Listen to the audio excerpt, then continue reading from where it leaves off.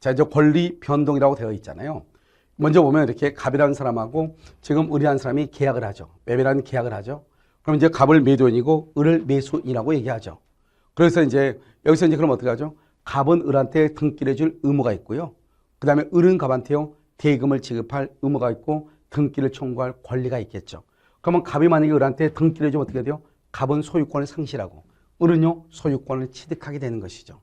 그 다음에 여기요, 그러면 갑은 어떻게 되죠? 갑은 소유권을 상실하니까 이 사람은요, 소유권을 취득하니까 상대적으로 봤을 때 갑의 소유권이 소멸하는 거죠.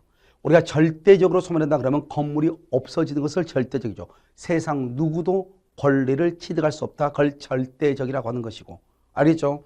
이 물건 자체는 있는데 여기 맨 처음에 권리가 있던 사람이 등기를 해줌으로써 권리를 상실하는 것, 이것을 우리는 상대적이다. 이렇게 표현을 하는 것이고. 그 다음에 이것은 권리를 넘겨받았죠?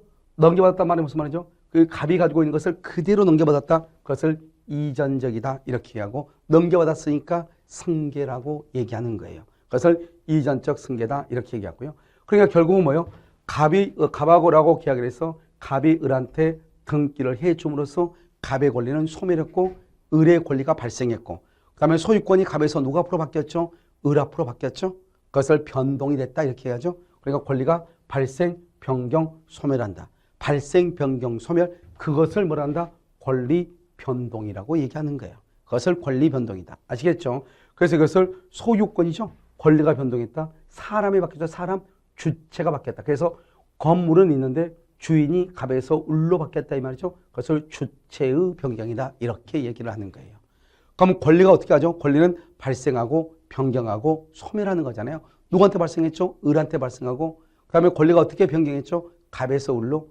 그러면 누구께 소멸됐죠? 갑의 권리가 소멸했잖아요. 이것을 발생, 변경, 소멸이라고 얘기하는 것이고 그 다음에 이것을 사람의 입장에 봤을 때는 이 발생을 우리는 취득이라고 하고 그 다음에 소멸을 상실이라고 하죠. 그래서 이것을 득실, 변경이다 이렇게도 얘기하는 거예요. 사람을 가지고 보면은 득실, 변경, 권리를 가지고 보면은 발생, 변경, 소멸이라고 얘기를 하는 거예요. 이때 발생은 처음으로 취득하는 원시 취득이 있고요. 누구로부터 넘겨받는 승계 취득이라고 하는 것이 있고요. 그 다음 변경은 주인이 바뀌죠. 주인이 이렇게 사람이 바뀌죠. 그걸 주체가 바뀌었다고 얘기하는 것이고요. 그 다음에 내용이 바뀌는 것이 있고 그 다음에 작용의 변경이라는 것이 있고 그 다음에 소멸은 물건 자체가 아예 없어지죠. 아예 없어지면 우리는 이것을 절대적으로 소멸한다. 세상 누구도 권리를 취득할 수 없다. 이런 말이죠. 그것을 절대적이라고 얘기하는 것이고 그 다음에 또 뭐다? 물건이 있는데 소유자만 바뀌어. 그러면 처음에 권리가 있던 사람이 등기를 해주면 권리가 없어지는 거죠. 이것을 그런데 이 을이라는 사람은 다시 권리가 발생하는 거잖아요. 내 입장이 봤을 때 소멸이지 상대방 입장이 봤을 때는 발생이잖아요. 그러니까 상대적으로 봤을 때 소멸했다 이렇게 얘기해. 세상 누구도 취득하지 못한다. 절대적이라고 하는 것이고 나는 없어졌는데 반대로 또 상대방 생겼네.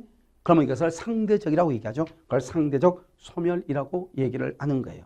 그래서 우리가 지금 여기서 이걸 이제 볼 거란 말이죠. 이걸 볼 건데 볼 때 어떻게 하냐? 갑하고 을하고 계약을 한다. 갑은 등기를 해줄 의무가 있고 을은 등기를 가져올 권리가 있고 갑에서 을로 권리가 변경하고 발생, 변경, 소멸, 득실, 변경, 취득, 상실, 소멸한다. 알죠? 취득, 상실, 변경, 득실, 변경이다. 이렇게도 표현한다고 그랬죠?